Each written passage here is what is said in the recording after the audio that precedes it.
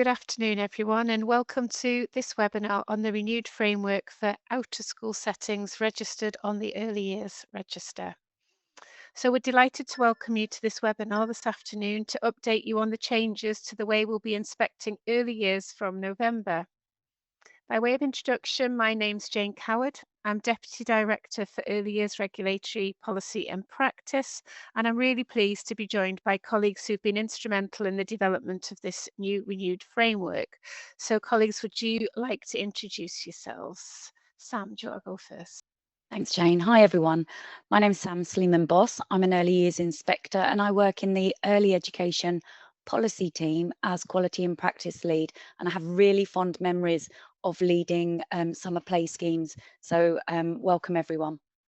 Thanks, Sam. And my name's Wendy Ratcliffe. I'm one of His Majesty's Inspectors, and I'm also Ofsted's Principal Officer for Early Education Policy. And likewise, I got fond memories of not leading, but working within holiday play schemes. Great, thanks both. As I've already said, we're going to be focusing on the changes that are coming into effect from November with a real lens on out-of-school settings that are registered on the Early Years Register. So to start off with, we've got a bit of an outline of our session so far, so our session today. So first of all, we'll give you a little bit of background into our journey so far. Then we'll go into more detail around the new approach and take you through some slides around the renewed inspection framework. We'll also be sharing with you the changes we'll be making from November and what they will mean for you as an out-of-school setting. And then we've allowed some time towards the end of the webinar so that you can ask any questions that you might have, and we'll do our best to answer them. We've also had lots of pre-submitted questions as well, and thank you to anyone that submitted those ahead of this webinar today. Again, we've tried to weave in as many answers to those questions as we go through the presentation, but we will do our best to answer as many as we can as well as we work our way through. So I'll hand it over to you, Wendy. Thanks, Jayne. Do we want to turn our cameras off as we go through the presentation? And then we can put them back on at the end. Thank you. It just helps, doesn't it? Okay, so to start, a great reminder that every one of us, regardless of our role, has a desire to work for babies and children of all ages to make sure that they receive high quality standards of education and care, one that enables all children to achieve, belong, and thrive. So collectively, this is what we want to achieve. And this is about raising standards. Children, we know, don't we, get one childhood, and we will continue to put them first. And we want great outcomes for all children. If we get it right for the most vulnerable, then we get it right for all. For the first time, inclusion will be the focus on every inspection. Parents have told us that they want better and more detailed information about their child's preschool, their child's nursery, childminder, or out-of-school club, highlighting the setting's strengths and areas for improvement. And of course, we also need to be fair to settings. It's important to point out where settings don't meet expected standards, and important to celebrate exceptionality. And on all inspections, we will celebrate strengths, we will validate leaders' priorities and progress, and we will highlight where improvement is needed. We remain committed to improving how it feels to be inspected while continuing to encourage and support settings to raise standards. Inspections, we know, can help you as leaders and practitioners focus on delivering your expectations more efficiently and effectively. And we do not expect any setting to be doing more than it needs to just because the inspector calls. We're committed to working with you from the outset to determine the areas of inspection focus and agree the most appropriate activities tailored to your setting. And to make an important point, when we talk about leaders in our published documentation, we mean leaders of all provider types. And that includes, whilst we're not talking to childminders today, but it's important to stress, but it includes childminders who are leaders as well as practitioners of their own settings. Now let's have a look at the journey we've been on so far. So you can see that on this slide. So we start with the case for change. Leaders of education and care settings and other early years stakeholders know and understand the importance of accountability, given their daily responsibilities in educating and caring for our youngest children.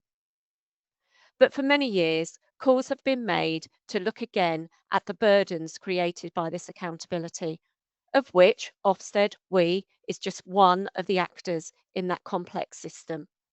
So last year, we held the Big Listen to give key stakeholders the chance to help shape the future of our inspections. So thank you to those of you on this call from the sector who took the time to respond, because your comments have made a difference. And then following the Big Listen, we set out an ambition to reset relationships with professionals we inspect and regulate, while retaining the confidence of the children, parents, and the carers we work for. And this included a commitment to renew the education inspection framework and introduce new report cards. So it was back in February this year that we held a 12-week consultation, which set out a series of proposals for change, covering all education providers, including early years settings. And we received more than 6,500 responses to the online consultation from parents and education professionals. And feedback was also gathered through other means, so through focus groups and roundtables, in-depth discussions with experts, and we've done a whole host of test visits to volunteer settings. The changes we're setting out today will go through some of those changes and what we found from our consultation. And you can find the details of our consultation response online on the website. Last Tuesday, we also published the final versions of the Education Inspection Toolkits and the new operating guides, which describe how the revised methodology will change and the look and feel of inspection. These changes put children first, particularly those who are disadvantaged or vulnerable. We've focused on making these changes fair and empathetic for you and all professionals, whilst making sure we don't lose sight of our core purpose and our collective drive to raise standards. The reforms will come into effect in November for early years, for state funded schools, and for further education colleges. And our initial teacher education and our independent schools will follow in January. Jayne, back to you to tell us about our renewed approach. Brilliant. Thanks very much, Wendy. So if you cast your mind back to February, as Wendy said, when we launched our consultation, we were really clear at the time that those were proposals and that nothing was set in stone. And thank you, as Wendy said, to anyone that took the time to share your views on those proposals in that 12-week consultation period. We've carefully listened to the feedback that we got from the consultation, and we've also done further testing to enable us to refine our methodology. We believe our new approach represents the right balance between the interests of children and parents and the wishes of you as education professionals. Our core purpose and driving mission remains to keep children safe and improve their lives. So let's have a think about some of what those key changes are. So firstly, there's a new inspection report card. This will provide more nuance for parents and providers, combining at-a-glance grades with narrative summaries of strengths and areas for improvement. Following extensive feedback and user testing of the proposal set out in the consultation for this report card, it's been redesigned to make it more accessible, particularly on mobile devices, as we know that this is most often the medium through which parents look at our report cards. There's a new 5-point grading scale that sets high expectations while encouraging improvement where it's needed.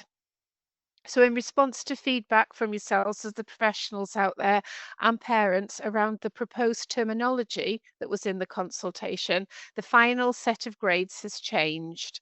So they now are urgent improvement, needs attention, expected standard, strong standard, and to identify the very best practice and provision in the country, we've changed the highest grade to exceptional. In a further change from the initial proposals in February's consultation, settings will now not be asked to submit case studies for approval. Instead, inspectors will evaluate exceptional practice by applying the toolkit, subject to our usual quality assurance and consistency checking. As Wendy's already mentioned, there is a renewed focus on inclusion to help break down barriers to learning and well-being.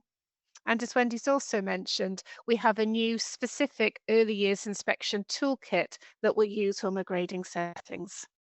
This toolkit shows leaders and inspectors the evaluation areas that we'll focus on and how we'll assess and grade providers.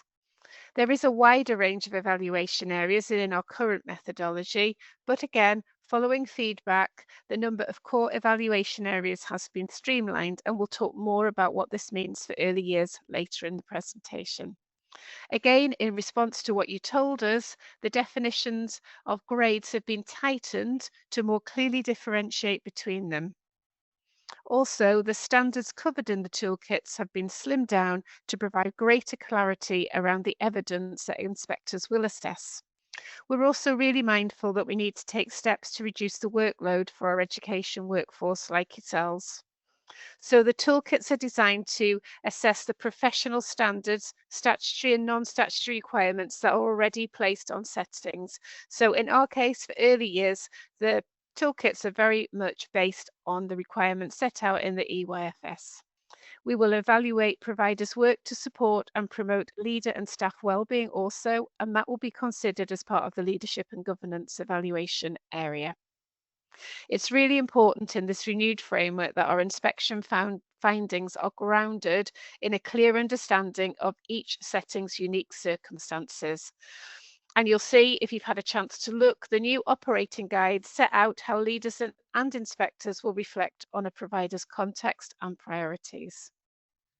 We'll also be introducing a new online insights platform, Ofsted Explore an Area.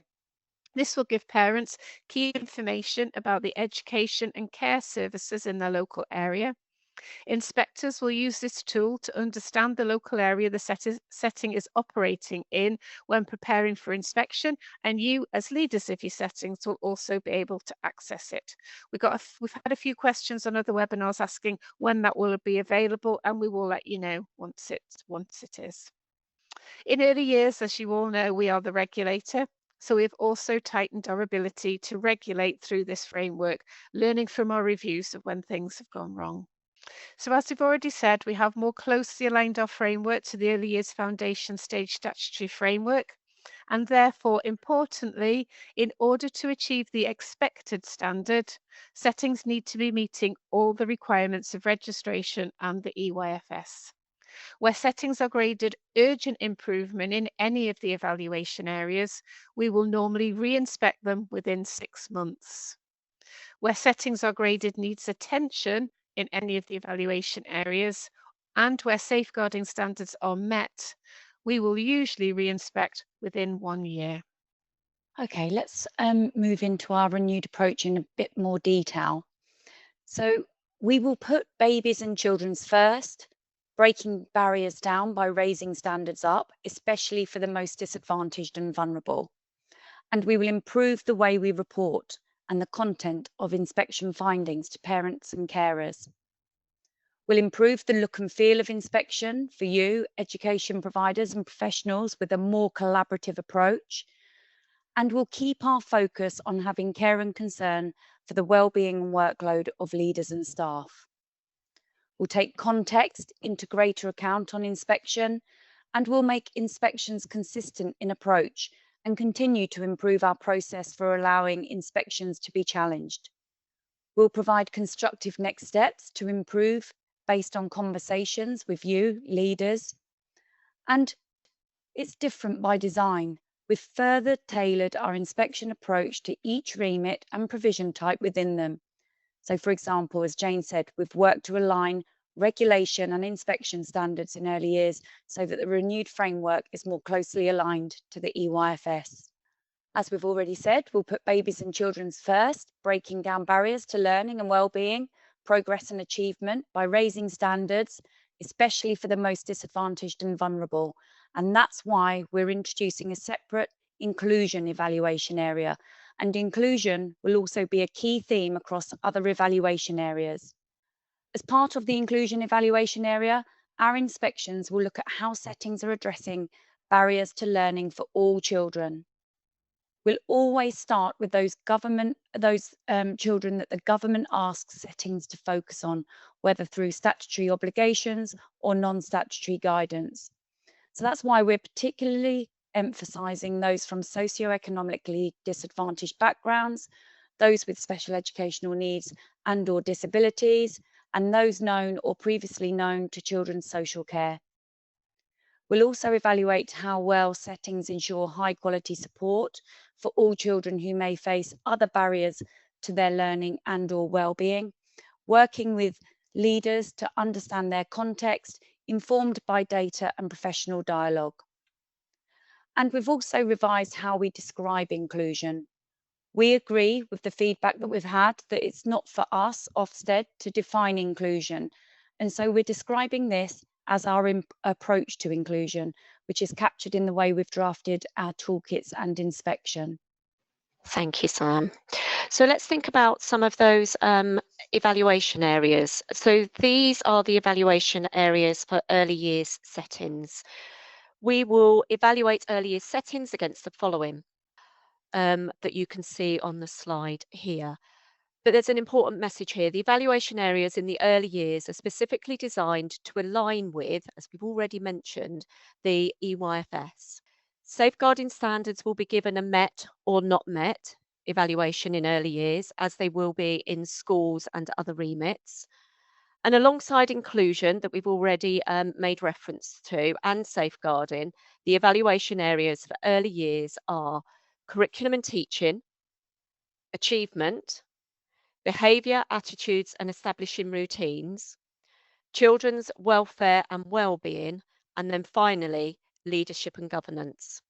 Those of you who had a look at the consultation when we were consulting, you'll see that we've merged developing teaching and curriculum to create a single curriculum and teaching evaluation area. Now, there's a couple of important points about evaluation areas. So where there are no early years children present and or on roll at the time of the inspectors will only evaluate and grade leadership and governance, as there's no reliable evidence on which to assess the impact on children of other evaluation areas. So inspectors will use this evaluation area to determine the provider's ongoing suitability to meet requirements of the EYFS and the childcare register, if applicable, and grade against expected standards, needs attention, and urgent improvement grades only. However, let's think about you as out of school settings and an important point to emphasise. As we know, the learning and development requirements of the EYFS do not apply to before and after school settings and holiday provisions.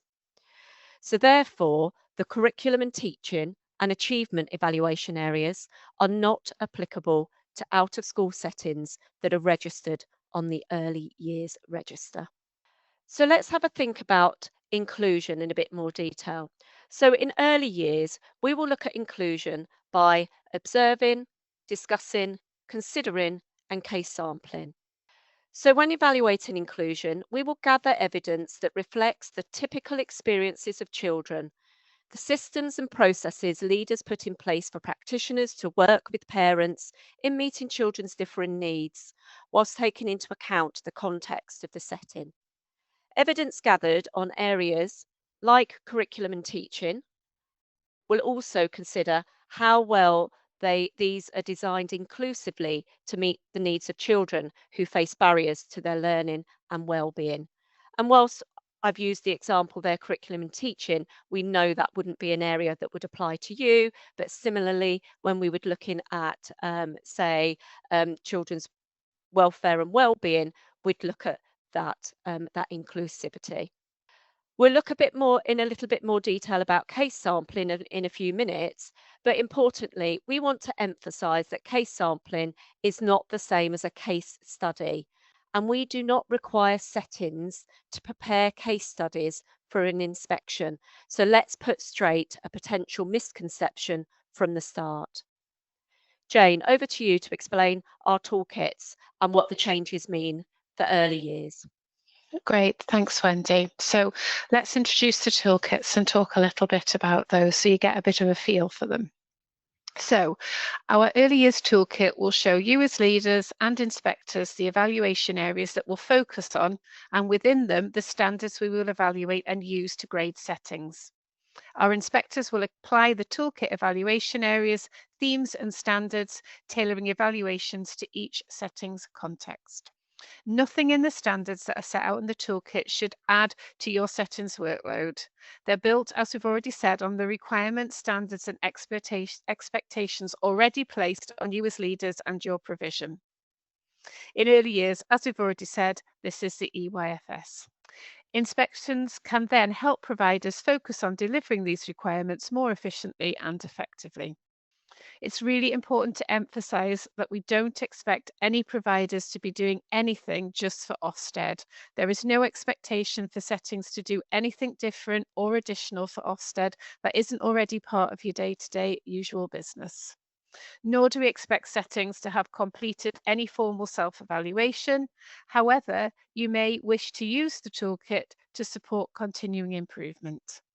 If you've had an opportunity already to look at the toolkit, then you'll see the general structure of it is the same, whichever remit you're working in. As an evaluation area, summary and evaluation of how that's applied to different setting contexts and provision types, an explanation of the evidence inspectors will consider, and finally, there's the grading standards. As we've already said, we have carefully reflected on evaluation areas in our consultation and how they should apply for different sectors. Sam, I'm passing over to you. Thanks, Jane. So there's a covering page for each evaluation area, which includes a summative statement at the top of what the evaluation area considers. And this is designed to help settings and inspectors to see at a glance what the evaluation area is about. Next, there follows a statement to remind us that our grading standards are based on what settings are already required to do, as Jane said, are based on statutory duties and not non-statutory and statutory guidance. The renewed framework is based on existing professional standards and expectations that settings should already be meeting. And as our Chief Inspector, Sir Martin Oliver, has said, the toolkits will make it clearer than we ever have that settings shouldn't be doing anything just for the day that our inspectors come in. They shouldn't be spending a single minute or a penny on anything that isn't in the best interests of their or your children. Following that, the toolkit sets out the most significant contributory factors that underpin our approaches to evidence gathering and grading. And this is very much based on the research that underpinned the education inspection framework. We've been clear that our renewed framework will ensure consistency of inspection practice. And we've also made sure that the toolkit is reflective of each remit and the different provider types within it. In our early years toolkit, we've included an explanation of how it should be applied within different provider types.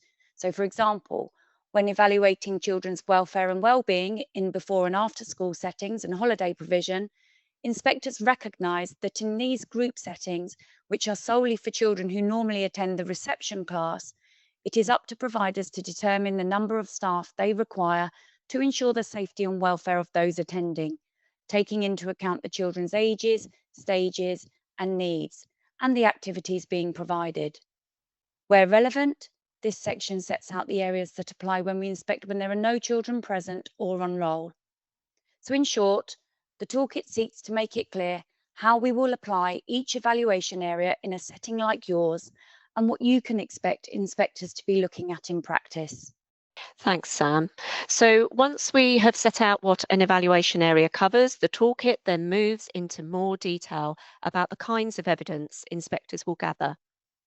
So as you can see on this slide, each evaluation area considers themes and then gives prompts that guide inspectors' observations and conversations.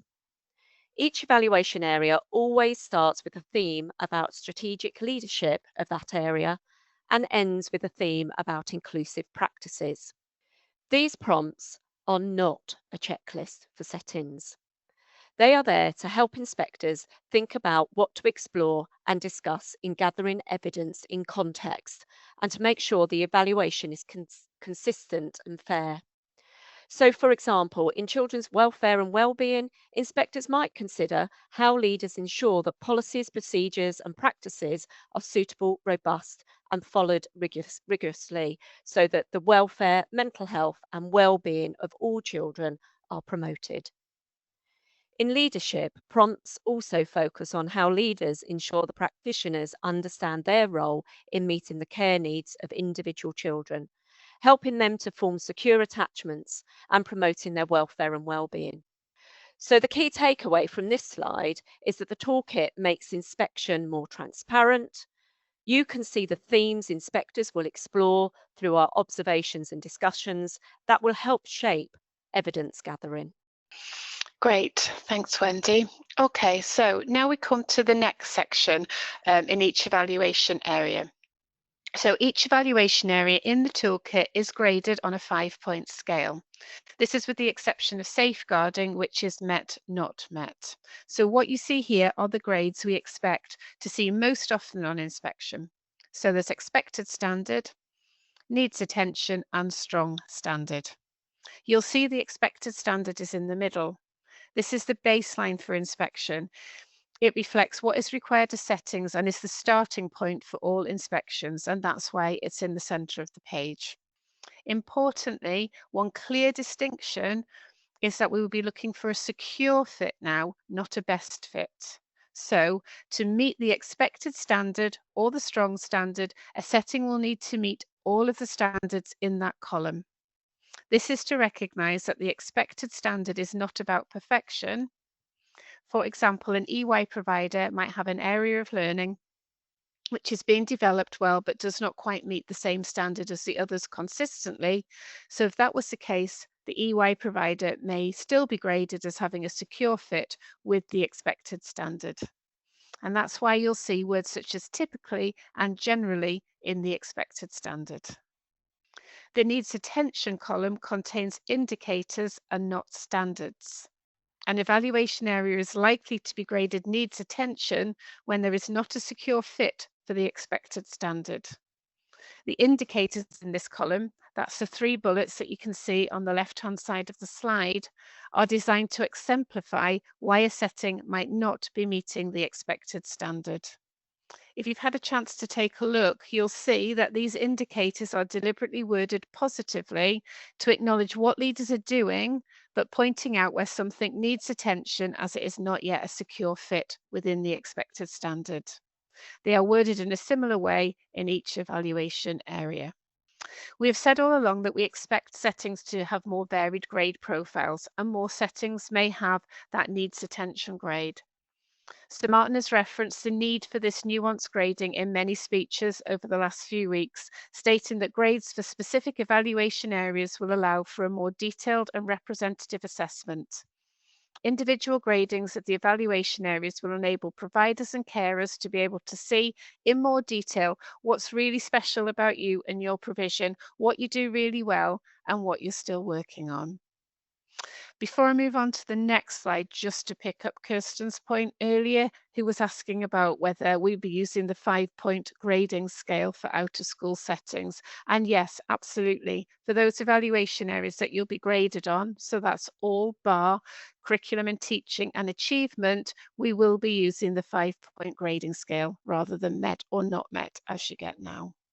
So on the previous slide, we looked at the grades that inspectors will use most often. So that's expected, strong, and needs improvement. Here we're focusing on the 2 ends of the scale that we expect to see much less frequently. So that's urgent improvement and exceptional. Urgent improvement applies when the expected standards have clearly not been met and where there are serious concerns about the impact of the settings work in the relevant evaluation area. The indicators here explain what this might look like in practice. There are occasions when significant improvement is needed because breaches to the EYFS requirements are having a significant impact on children's safety, well-being and/or learning and development. Then if we go to the other end of the scale and we think about exceptional, this grade is for settings where the evidence shows that standards are not only strong, but are truly transformational. That means everything in the strong standard is already being met securely and consistently, and that leaders are making a sustained difference for children, and that this practice should be shared beyond their own setting. Both urgent improvement and exceptional are important parts of the 5-point scale, but we expect they'll be much less common in practice. The majority of evaluations will fall into the middle 3 grades that we looked at earlier. So needs attention, expected standard, and strong standard. Thanks, Jayne. So let's remind ourselves of some of the key aspects underpinning our renewed approach. This is because inspections will look and feel different. We're moving towards a more supportive, empathetic approach to inspections in which the starting point will be expected standard. We will take each setting's context into account. We will adopt a more collaborative approach. We have extensively tested our inspection methodology, revising our approach to make inspection feel a more collaborative process. And we've done those test visits in out of school settings as well. So thank you if you took part in some of those. We will be consistent in our approach to inspections and continue to improve our process for providers to feedback about their inspection experience. We will also provide next steps for improvement based on inspection evidence, which includes conversations with leaders. And we will take a values-driven approach to inspections and will be professional, empathetic, respectful and courteous throughout the inspection process. And our Ofsted Academy is running the largest package of training to inspectors that Ofsted has ever offered prior to a framework launch, alongside webinars and events for education professionals as well. And just to say, the training for our inspectors will be published once our inspectors have had their face-to-face training. So you will get to see this as well. Thanks, Wendy. We're moving into getting into a bit more detail now about what's changing for registered early years settings. So inspectors will consider data in understanding your settings context. So this is published data that will be available on Ofsted Exploring area, and that data is for us as inspectors to understand the context of the local community, including deprivation data, take-up of the early years pupil premium, obesity levels and oral health data. And we're going to make the notification call before 10 a.m. So that's a new thing that we're going to do. We're also going to use an email for sharing and receiving information before the inspection. So an email will be sent to leaders, signposting them to useful information about inspection, as well as asking them to prepare data needed about children and staff at the setting. So we already do collect this information during the notification call. That's things like numbers of children on roll, numbers of children in receipt of early years pupil premium, qualifications of staff, that kind of thing. And we hope that by sending you this in advance of the planning call, it means that you don't feel that you're expected to have that information to hand. So I just mentioned a planning call. We're going to have a planning call with leaders ahead of the inspection. And this is for us to understand the unique context of your setting, what you want to provide for the children that go to your setting, what experiences you want them to have and the impact that you want those experiences to have on the children, and what you see are the setting's strengths and priorities for improvement. We're no longer going to complete a learning walk with leaders because we'll already have gathered the information that we need in the planning call. We'll be making shared observations and have increased an ongoing professional dialogue with leaders throughout the inspection. And we're also going to, you might be interested to know this, we're also going to inform childminders of the day that they will be inspected. So we currently call 5 working days, within 5 working days of the notification call of the inspection, and we'll agree with childminders the best day to inspect. And as we've already said, we'll no longer be grading out of school providers as met or not met. Instead, for all the evaluation areas except safeguarding, which will be met or not met, the 5-point scale of grades will be used. Thanks, Sam. So as Sam has already said, for group providers, inspectors must call the setting before 10 a.m. on the working day before the inspection. And as now for childminders and for group settings, because that might include some of you that do not operate regularly, such as summer play schemes, inspectors must call the setting no more than 5 working days before the inspection to check which days they are operating and whether there are children on roll and present. And as Sam has already said, for childminders, inspectors will discuss the best day, most suitable day for that inspection to take place. You may have heard reference to a nominee if you've already looked at some of the published material.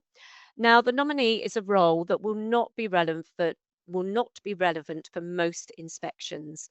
It's a distinct role from the nominated individual and does not replace this. And so for childminders or smaller group settings, there is no need for a nominee. But in larger group-based providers or on inspections where there may be more than one inspector, leaders might want to nominate someone to be the nominee if this is practical to do so, because their involvement can help the inspection to run smoothly and remain focused and purposeful. But this person must have a thorough knowledge of how the setting operates on a day-to-day basis. During the notification call, inspectors will ask if there will be or if there's a need for a nominee and encourage them to take part in the planning call. But there's more information in our published guidance about this. Inspectors will call you for the planning call at a time that is agreed with you in the notification call. The call won't be recorded, but you are welcome to take notes. So let's just think about the aim of the planning call. This is to introduce ourselves as inspectors and to discuss the practicalities for the inspection.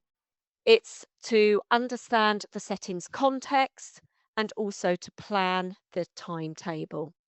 And as I've already said, you will have discussed with the inspector what you want all children to know and achieve at your setting, so there will no longer be that need for a learning walk. And it's important to say that we may still inspect without notice when our risk assessment deems it appropriate to do so. And this is explained in more detail in our operating guide and supporting documentation. But importantly, when we inspect without notice, anything that we would have covered during the planning call will be discussed on arrival. Sam, back to you. So what will we do on inspection then? Inspectors will gather evidence to enable them to celebrate strengths in children's achievement, belonging and ability to thrive, validate leaders' priorities and progress, and highlight priorities for improvement. So as we do now, all inspections will begin with a brief introduction with leaders and staff, and our inspections will be grounded in professional dialogue.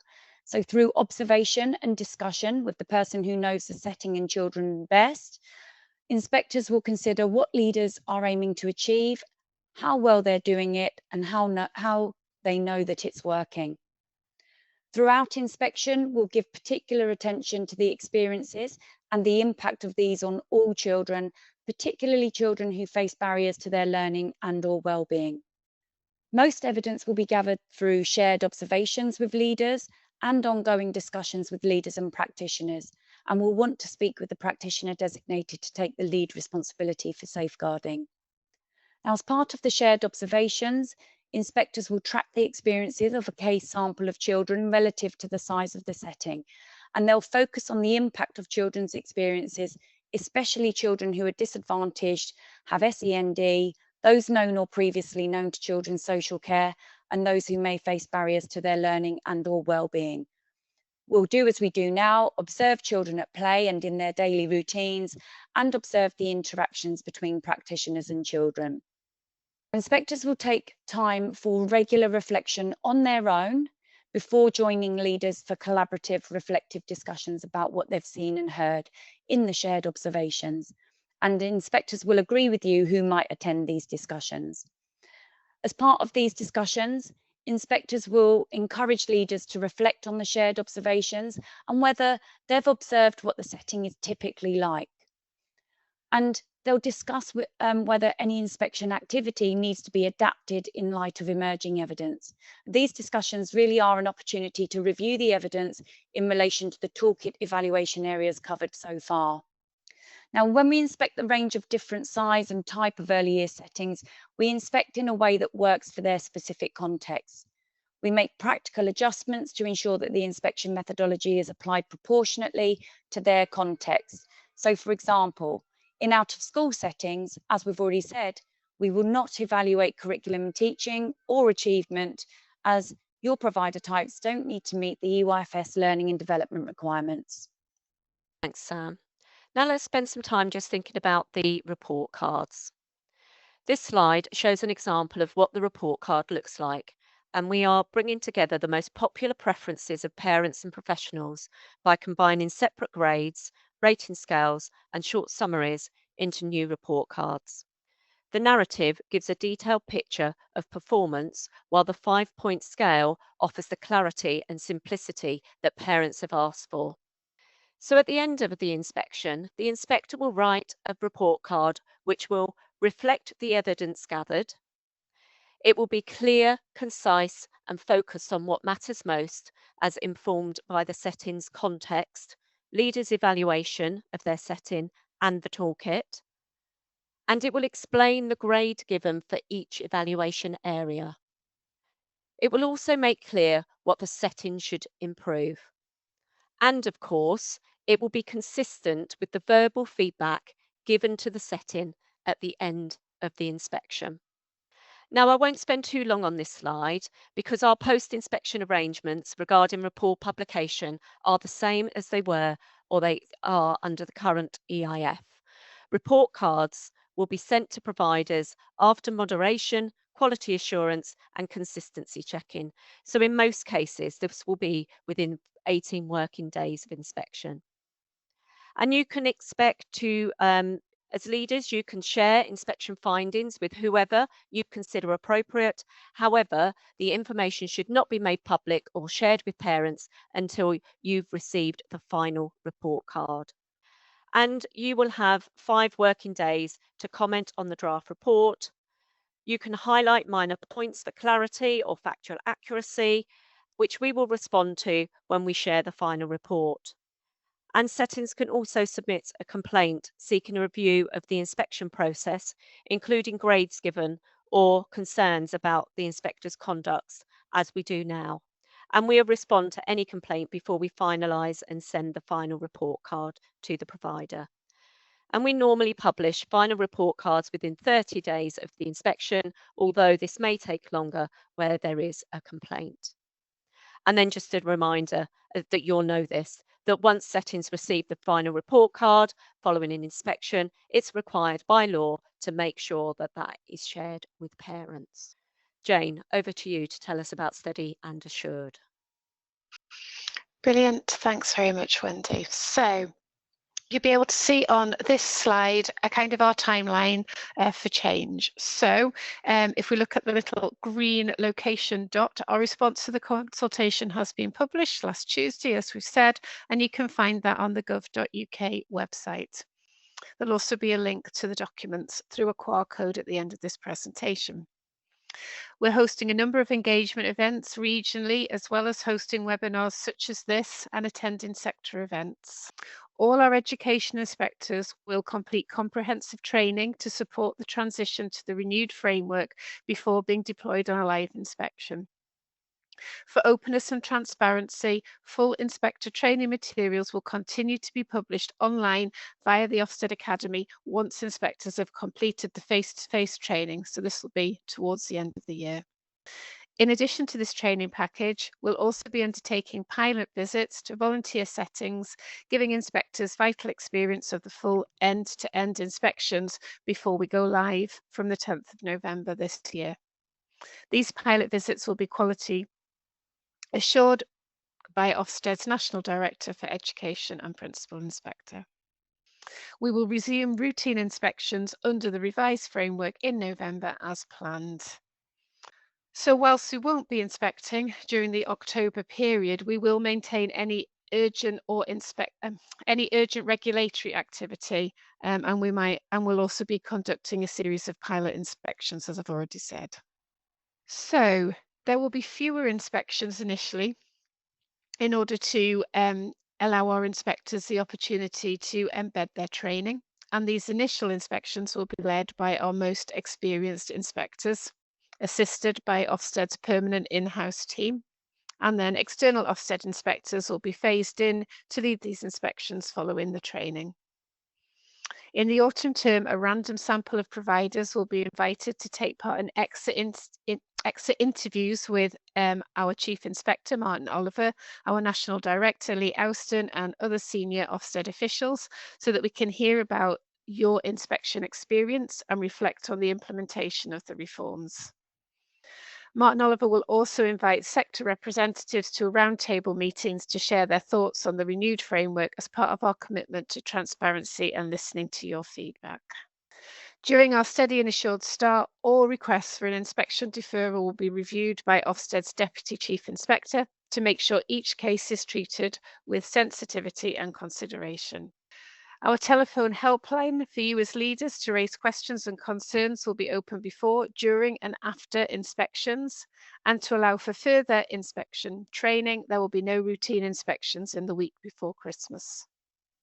Wendy, I'm going to hand over to you to go through the last couple of slides before we move to questions. Thanks, Jane. So let's think about measuring impact. We will assess how our reforms are working by delivering a programme of evaluation to understand the implementation and impact of our reforms.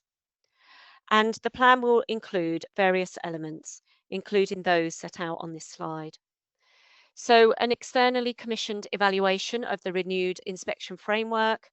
So an independent supplier will deliver a baseline study in summer, autumn 2025.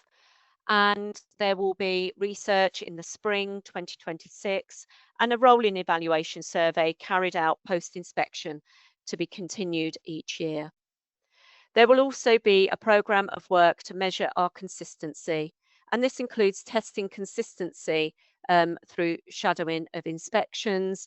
We'll do some desk-based exercises and also through some data that will inform us in terms of consistency. And there will be engagement with stakeholders about the implementation of the framework as well. Okay, where can you find those resources that we've referred to and further information? On this slide, there is a QR code, and we just hover over this slide just for a moment to give you the opportunity to take a grab of that QR code, because that will take you to the published materials that you need that we've referred to during this call this afternoon that are published on our website before we just hand over. And we'll just put our microphones and our cameras on as well, so you can see us while we move to questions. Brilliant. Okay, so we've tried our best to answer questions as we've gone through the presentation, but I think there's probably three key things that we want to have a look at. So first of all, a reminder that yes, absolutely, this session is recorded and we will send you the link along with the slides so that you can share this with staff or other people that weren't able to be part of this webinar this afternoon. There's been a couple of questions asking for clarification around what we mean by the standards within the expected and strong evaluation areas and what we mean by indicators. Sam, do you want to pick that one up for us? Yes, so in expected standard and strong standard, we have standards, and anything less than expected standard have indicators, because they are indicators of what might be the reasons why the setting is not yet expected standard. So I hope that makes sense. Brilliant, thanks, Sam. I don't know if Wendy wants to add anything to that. No, that's fine. And I think it is around, as you say, Sam, it's those kind of like those standards within expected and strong, but actually when you get to needs attention and urgent improvement, they're indicators that a setting is not yet where it needs to be in terms of expected and or strong. Brilliant, thanks both. And then I just wondered if it'd be helpful to just repeat what we said about notification call times in terms of who gets the 5-day window and where we're making calls the day before. There's been a few questions around clarification around that. Sam or Wendy, I don't know who's best placed to answer that. So we'll call the setting before 10 a.m. the day before and out for an out of school club. If we don't get through, don't worry. We will try again when the setting is open. We don't expect you to be there all day if you don't open until 3 o'clock. But you might be operating a breakfast club, in which case we can talk to you then, and we'll arrange the planning call. For settings, for group settings that don't operate regularly, such as summer play schemes, those kinds of things, holiday clubs, then we will notify within 5 working days of the inspection to find out when you're operating and whether early years children will be present. Great, thanks, Sam. That's really helpful. Alexa, you've asked about what the contextual data that might be used was. So that was around disadvantage, take up of EYPP, obesity data, and the oral health data that you got. And as I say, once we have launched that Ofsted toolkit, we will be letting you know. And I think it's important to say there, Jane, isn't it, that that data is just there and that data is going to be available for everyone. And it's just about prompting a conversation rather than anything else, just to get a bit of context about the area in which a setting is in. Absolutely, yeah, and that's really important. It's just the start of a conversation to give a flavour of Yeah. context. Brilliant. There's a Thanks, Wendy. There's a question there, Jane, about clarifying when the children will be chosen for case sampling. So that's a really great question, because we'll start talking about children attending the setting during the planning call, because we'll want to understand the types of children that do attend your setting. We'll probably choose the children for case sampling when we arrive at the setting. We'll have a discussion with you about who's in and who will be best to observe more closely, I suppose. Great, thanks, Sam. Sorry, trouble getting off mute there. Um, There's a question around the inspection window there as well, which I'm happy to pick up. So, as you'll know, at the moment, we work to a 6-year inspection window. Those of you that's read the DFE's new Best Start in Life strategy will see that they've asked Ofsted, or they're funding Ofsted, to reduce that to a 4-year inspection window for routine inspections, and also to reduce the time between a provider's registration visit and their first inspection after registration. And we'll be moving the transition towards that 4-year window from April 2026. There's also a registration question there around whether private tuitions need to go through these steps. Again, I would signpost you to our Dove.uk website, where there's some really helpful information on when you need to register with Ofsted and when you don't need to register with Ofsted. So, as I say, take a look at that documentation. I think that will help you. Length of inspections will be remaining the same, so the tariff hasn't changed there, Laura. Thanks for that question. And Somebody said that Hayley, they there are, go on, sorry, Sam. Somebody said they loved the new grading toolkit. Thank you. Someone has asked that it's probably a silly question. Honestly, there are no silly questions at all. I'm a new provider. I'm on the EY and childcare register. Does the inspection cover both? And yes, we'll come and inspect you under the renewed framework, but it will also cover your registration on the childcare register. Are there any questions I've missed? How long is an inspection likely to take? The same as what it does now, 3 to 4 hours approximately. For out of school clubs that are not on the early years register, just the childcare register, then if you're not on the early years register, then what we've talked about today doesn't apply to you, and you'll continue to be inspected if you are chosen as part of that 10% sample to be inspected under the childcare register compliance inspection. So as I say, if you're not, this is for providers, what we're talking about today, that are registered on the early years register. I think there's one more question that we can answer with 1 minute to go, Jane, and that's around, can you please confirm the time period of the first inspection following the registration visit? So yeah, so So first inspection after registration. So at the moment, it's up to 30 months. From April 2026, we'll be looking to return within 18 months of your registration visit. So we're narrowing the time between you being registered and your first inspection. I think we're at time, Jane. Brilliant. If we haven't managed to get to your question, please don't worry. We are collating the questions that we've got, and we will be providing frequently asked question documents. So please don't worry if we didn't manage to get to your question. Thank you for everyone that has submitted a question and for your time this afternoon. We really appreciate it. Take care. Bye now.